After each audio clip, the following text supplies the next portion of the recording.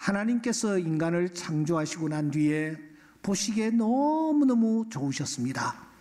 그래서 하나님이 제일 먼저 그 인간을 향하여 하신 것은 바로 복을 비는 것이었습니다. 생육하고 번성하라, 땅에 충만하라, 땅을 정복하라, 모든 생물을 다스리라. 하나님께서 이렇게 복을 베풀어 주셨습니다. 복의 근원이신 그 하나님, 우리에게 복 주시기를 원하시는 하나님은 당신을 대신하여 제사장들을 세우셨습니다. 그리고 그 제사장들에게 자기 백성들에게 나아가 복을 빌라라고 말씀하십니다. 구체적으로 이렇게 복을 빌라라고까지 가르쳐 주셨습니다. 여호와는 내게 복을 주시고 너를 지키시기를 원하며, 여호와는 그의 얼굴을 내게로 비추사 은혜 베푸시기를 원하며, 여호와는 그 얼굴을 내게로 향하여 드사 평강 주시기를 원하노라 할지니라. 그들이 그렇게 기도하면 내가 그들에게 복을 내리라고 말씀하셨습니다. 우리 주님께서도 이 세상에 오셔서 사랑하는 제자들을 3년 동안 양육하시고, 그리고 그 제자들을 세상에 보내시면서 이렇게 말씀하셨습니다. 너희들 누구의 집에 들어가면은 제일 먼저 평안하기를 빌어라, 복을 빌어라. 합당하면 그 빈평안이 임할 것이다. 합당하지 아니하면 그 복이 너에게로 돌아올 것이라고 말씀하시며 복을 빌 것을 말씀하셨습니다. 그래서 그의 제자였던 사도 요한은 개인적인 편지를 가이오에게 쓰면서 이렇게 말합니다. 사랑하는 자여, 내 영혼이 잘됨 같이 내가 범사에 잘되고 강건하기를 내가 간구하노라. 그리고 편지를 마무리하면서도 이렇게 말합니다. 평강이 내게 있을지어다. 사도 요한도 많은 교회에 편지를 쓸 때 예외 없이 그들에게 복을 비는 것으로 말문을 열고 있습니다. 하나님 우리 아버지와 주 예수 그리스도로부터 은혜와 평강이 여러분들에게 있기를 바랍니다. 편지를 마무리하면서 이렇게 복을 빕니다. 주 예수 그리스도의 은혜와 하나님 아버지의 사랑과 성령의 교통하심이 너희 무리와 함께 있을지어다. 이렇게 복을 빌었습니다. 말세를 살아가는 우리들에게 베드로 사도는 특별히 이것을 부탁하고 있습니다. 너희들 악을 악으로 욕을 욕으로 갚지 말아라. 도리어 복을 빌으라. 이것을 위하여 너희가 부르심을 받았다. 이는 복을 이어받게 하려 하심이라. 말세를 살아가는 우리들이 해야 할 중요한 일이 무엇이냐 하면은 내 곁에 있는 사람들에게 복을 비는 것이라는 것입니다. 방금 우리는 이런 찬양도 하나님 앞에 드렸습니다. 늘 핍박하는 자 위에서도 신실한 마음으로 복을 빌어라. 여러분, 오늘 여전히 새해입니다. 우리 곁에 있는 분들 얼굴을 한번 바라보시고 복을 한번 빌었으면 참 좋겠습니다. 이렇게 멀뚱멀뚱해요? 자, 눈을 바라보시고 저를 따라서 이렇게 복을 빌었으면 좋겠습니다. 사랑하는 자여, 내 영혼이 잘됨 같이 내가 범사에 잘되고 강건하기를 내가 간구하노라. 아멘. 손을 내미시고, 여러분, 빈평안이 합당하지 않으면 누구에게 온다 했습니까? 자기에게로 온대요. 그러니까 정말 중심 어린 마음으로 사랑하는 자여, 내 영혼이 잘됨 같이 내가 범사에 잘되고 강건하기를 내가 간구하노라. 아멘. 아멘. 이렇게 다른 사람을 우리가 축복하는 것은 굉장히 중요합니다. 그런데 사랑하는 여러분, 다윗이라는 사람은 또 다른 대상을 향해 복을 빌고 있습니다. 또 다른 대상 말입니다. 그 대상이 과연 누구일까요? 오늘 아침에 우리는 시편 138편을 폈습니다.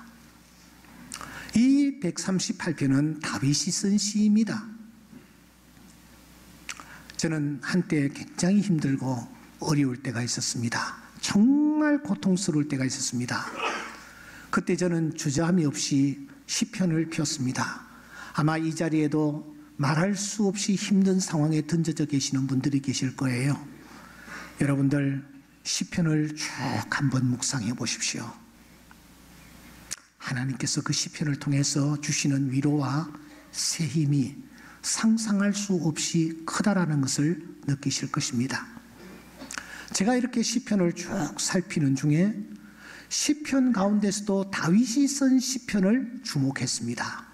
살펴보니까 다윗이 쓴 시가 한 70여 편 되더라고요.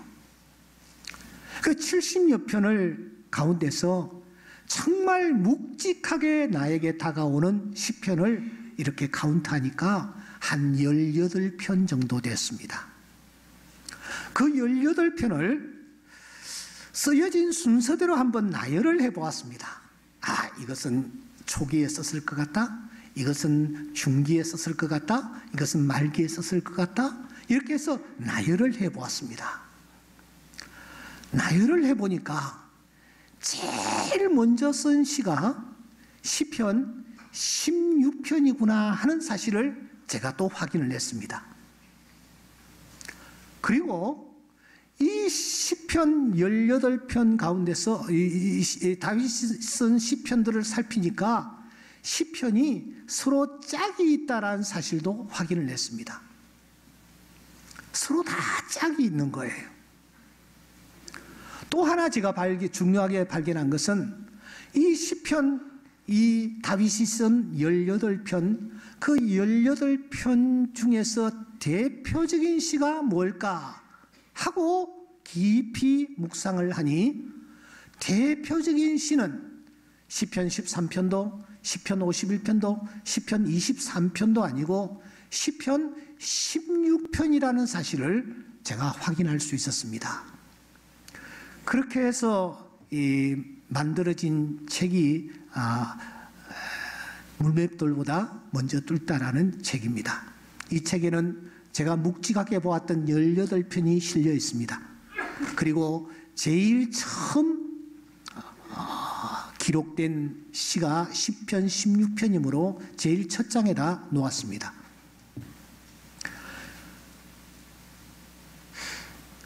그러면은 이 시편 16편과 짝을 이루는 시는 도대체 시편 몇 편일까 하고 살펴보니 시편 16편과 짝을 이루는 시편이 바로 오늘 우리가 펼친 시편 138편이었습니다.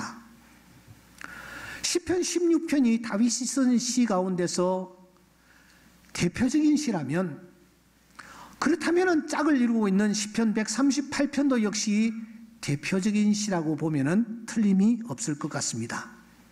오늘 아침에 우리는 다윗이 쓴 시 가운데서 대표적인 시라고 할 수 있는 138편을 우리가 펼쳐놓고 있습니다.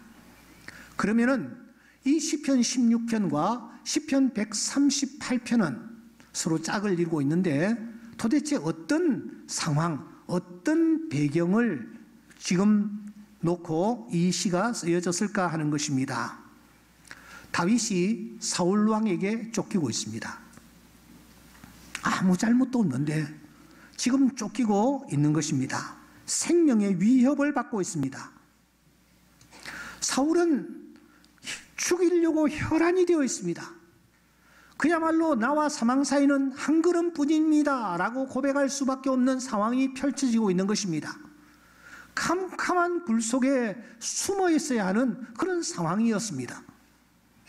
그런데 이 138편과 짝이 되는 시가 몇 편이냐?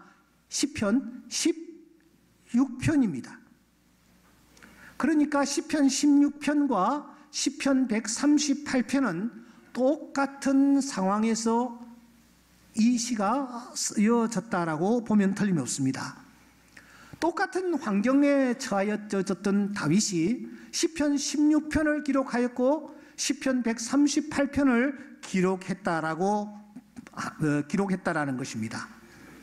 그런데 시편 16편에서는 이 다윗이 어떻게 고백을 하고 있느냐 하면은 6절에 이렇게 고백합니다.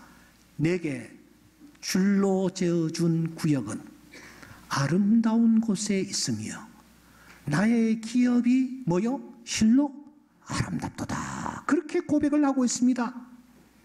여기 내게 줄로 재어준 구역이란 지금 자신이 던져져 있는 삶의 정황을 뜻합니다.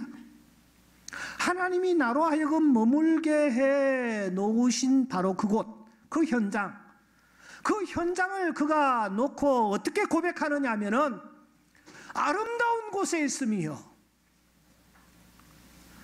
하나님이 나로 하여금 머물게 해주신 이 삶의 환경은 정말 아름답다. 이어서 그는 말하기를 나의 기업이 실로 아름답도다. 그렇게 말하고 있습니다. 그가 경영하고 있는 기업, 그가 관계하고 있는 직장, 도대체 어떤 곳입니까? 아시는 대로 그는 그 당시 목동에 불과했습니다. 목동은 그 당시에 아주 미천한 직업 가운데 하나였습니다. 그런데 자기가 던져진 또 자기가 해야 하는 그 직장을 놓고 내 기업이 실로 아름답도다. 그가 그렇게 고백을 하고 있다라는 것입니다. 뭔가 일이 잘 풀려서 좋은 환경이 펼쳐지고 있어서 그가 이런 고백을 하고 있다면 뭐 당연히 그렇겠지라고 우리는 그냥 넘길 수밖에 없습니다. 그러나 여러분, 지금 그의 상황은 전혀 반대의 상황입니다. 주체할 수 없는 절망적인 상황이 지금 자신의 눈앞에 펼쳐지고 있지 않습니까? 그야말로 캄캄한 굴속과 다를 바가 없습니다. 그런데 그는 이렇게 고백합니다. 내게 줄로 재어준 구역은 아름다운 곳에 있으며 나의 기업이 실로 아름답도다. 그렇게 고백을 하고 있다는 것입니다. 도대체 이것이 어떻게 가능하단 말입니까? 우리는 바로 이 시편 16편 6절의 이 다윗의 고백, 내게 줄로 재어준 구역은 아름다운 곳에 있으며 나의 기업이 실로 아름답도다 라고 고백할 수 있었던 그 해답을, 이유를 우리는 시편 138편에서 발견하는 것입니다. 시편 16편 6절과 짝을 이루는 시편 138편 8절에서 그는 이렇게 고백합니다. 여호와께서 내게 관계된 것 뭐요? 완전케 하실지라. 이 믿음, 이 확신 때문이었습니다. 지금 나와 관계된 것 도무지 이해할 수가 없지만, 도무지 이 상황을 내가 받아들일 수 없지만, 나와 관계된 것을 하나님께서 완전케 해 주실 것이다. 나와 관계된 이 모든 일들이 쑥이요 담즙이요 찌르는 가시요 메마른 광야와 다를 바가 없지만 하나님께서 이 모든 일들을 합력하여 유익되게 해 주실 것이다. 이 믿음으로 그가 나아갔기 때문에 그는 자기의 기업이 실로 아름답도다라고 고백할 수 있었으며, 내게 줄로 재어준 구역이 아름답도다라고 고백할 수 있었다라는 것입니다. 사랑하는 성도 여러분, 여러분들은 지금 어떤 상황에 던져져 있습니까? 다윗이 캄캄한 굴 속에 홀로 쭈그리고 앉아 있었듯이 지금 여러분 그런 상황에 던져져 있지는 않습니까? 계속해서 쫓기고 계속해서 어려움을 당하고 계속해서 힘든 상황에 던져져 있지는 않습니까? 좌우를 살펴보아도 나를 도와주는 자가 없고 아무리 살펴보아도 솟아날 구멍조차 보이지 않는 그런 상황 속에 던져져 있지 않습니까? 그 상황에서 사랑하는 여러분, 다윗처럼 고백해 봅시다. 여호와께서 내게 관계된 것 뭐요? 완전케 하실지라. 완전케 하실지라. 완전케 하실지라. 우리가 이 다윗의 이 8절의 이 고백에서 기가 막힌 진리를 우리는 하나 확인할 수가 있습니다. 그게 무엇입니까? 우리가 인칭의 유의를 하면서 보셔야 합니다. 8절에 보시면 여호와께서 뭐요? 내게 관계된 것을 완전케 하실지라. 그렇게 말하고 있습니다. 다윗은요, 지금 누가 누구를 향하여 복을 빌고 있습니까? 자기가 자기 자신을 향하여 복을 빌고 있단 말입니다. 자기 자신을 객관화한 후에 자신을 향하여 복을 빌고 있습니다. 따라합시다. 나도 나에게 복을 받아야 할 대상이다. 한 번 더요. 나도 나에게 복을 받아야 할 대상이다. 아멘입니까? 나도 나에게 복을 받아야 할 대상이라는 것을 다윗이 우리에게 오늘 알려주고 있습니다. 그러므로 나에게 복을 빌어야 합니다. 우리는 앞서 다른 사람들에게 복을 빌어야 한다라는 사실을 정리했습니다. 그러나 여기에서 멈추지 아니하고 나도 나에게도 복을 빌어야 한다 하는 것입니다. 설령 내가 캄캄한 굴 속에 혼자 쭈그리고 앉아 있을지라도 누가 나에게 복을 빌어줄 사람이 없는 상황에 던져졌다 할지라도 내가 나에게 복을 비는 것입니다. 자신에게 복을 비는 것, 누가 원조일까요? 제가 이 본문을 준비하면서 성경을 막 추적해 올라가기 시작했습니다. 자기가 자기 자신에게 복을 빈 원조는 도대체 누구일까? 창세기 22장에 이르렀습니다. 아브라함이 아들 이삭을 데리고 모리아 산으로 올라가는 겁니다. 그때의 아들이 이상해서 아빠에게 묻습니다. 아빠, 아니 나무도 있고 불도 있는데 양이 없잖아요. 아빠, 양은 어디에 있죠? 그러니까 아버지가 아들에게 이렇게 얘기합니다. 아들아, 번제할 양은 하나님이 자기를 위하여 준비하시리라. 그렇게 얘기를 합니다. 제가 관심을 가졌던 것은 자기를 위하여라는 부분입니다.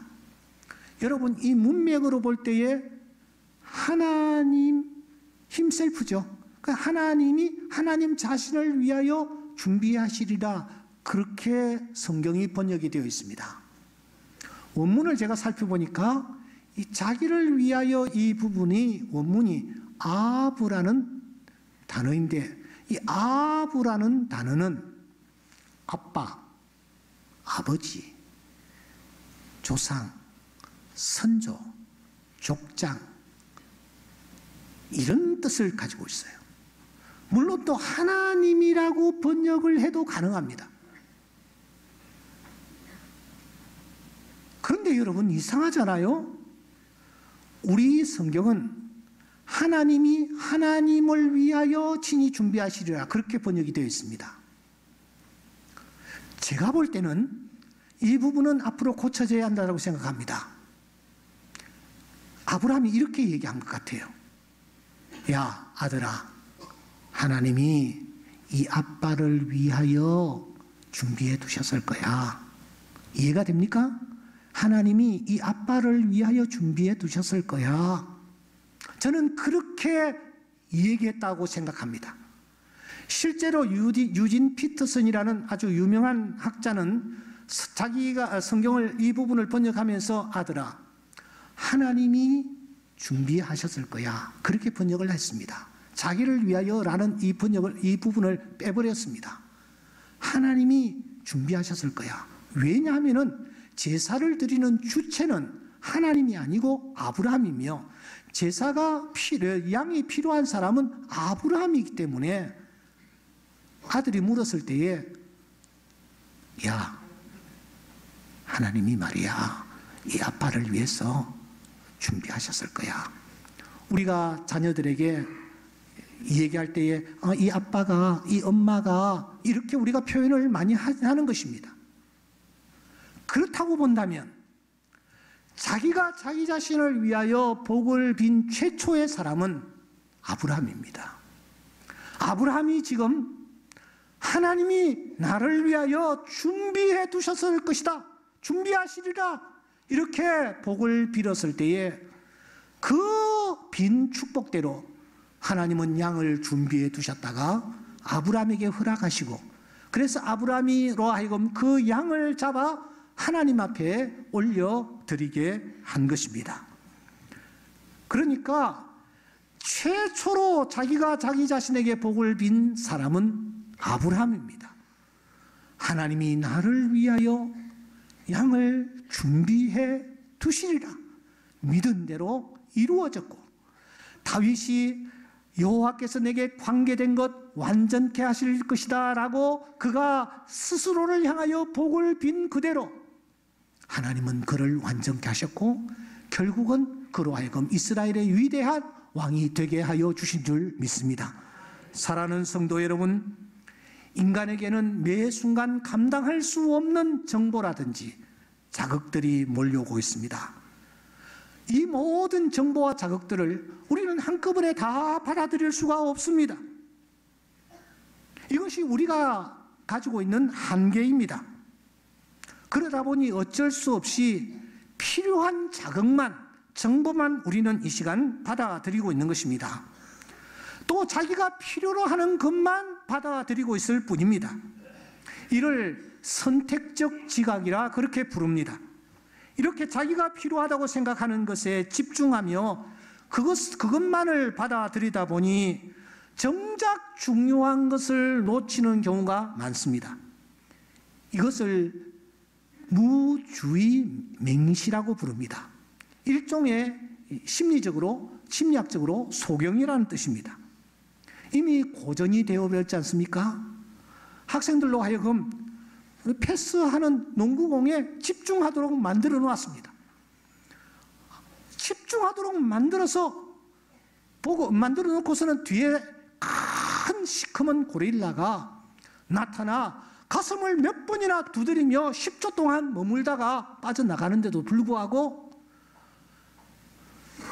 패스에만 왔다 갔다 집중하던 하버드 대학생들이 그 뒤에 나타나 가슴을 두드리다가 지나간 고릴라는 보지 못하는 것입니다. 오늘 우리가 우리의 짧은 눈과 소견으로 내 눈앞에 나타나는 여러 가지 현상에만 우리가 집중하며 왔다 갔다 하다가 그 뒤에서 이 모든 것을 주관하시고 다스리시는 하나님, 거대하신 하나님, 어미하신 하나님, 전능하신 하나님, 모든 것을 합력하여 유익되게 하시는 거대하신 하나님을 우리가 놓쳐버리는 경우가 얼마나 많이 있는지 모릅니다. 하지만 다윗은 자신의 눈앞에서 왔다 갔다 하는 농구공의 패스에 집착하면서 그 조그마한 날파리 같은 농구공에 그가 집착하지를 않습니다. 그것이 전부라고 판단하지를 않습니다. 그 뒤에 나타나셔서 내다, 나는 하나님이다, 나는 여호와 하나님이다, 완전케 하시는 하나님이시다 라고 말씀하시는 그 하나님을 바라보며 그 하나님께서 결국은 완전케 하실 것이라는 믿음으로 나아갔을 때에 하나님은 그의 믿음대로 합력하여 유익되게 하시고 그를 목동의 자리에서 이스라엘의 위대한 왕의 자리까지 이르게 하신 줄 믿습니다.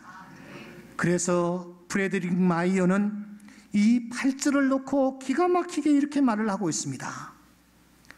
하나님의 화실의 벽에는 미완성으로 있는 그림들이 하나도 없다. 그리고 그분의 조각실에는 전혀 미완성으로 있는 조각이 없다.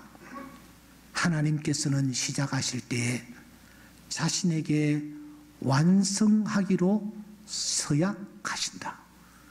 하나님은 어떤 일을 시작하실 때에 자신에게 완성하기로 서약하신다. 이 8절을 놓고 그가 묵상하고 난 뒤에 그는 이렇게 고백을 하고 있습니다. 사랑하는 성도 여러분, 금년 한 해 이 완전하신 하나님을 믿음의 눈으로 바라보는 은혜가 있기를 소원합니다. 지금 설령 캄캄한 굴 속에 던져져 있다 할지라도 하나님은 완전케 하시는 분이시다. 내게 관계된 것 완전케 하시는 분이시다. 이 믿음으로 나아가 이 하나님을 만나는 큰 은혜가 있을 수 있기를 주의 이름으로 축원합니다.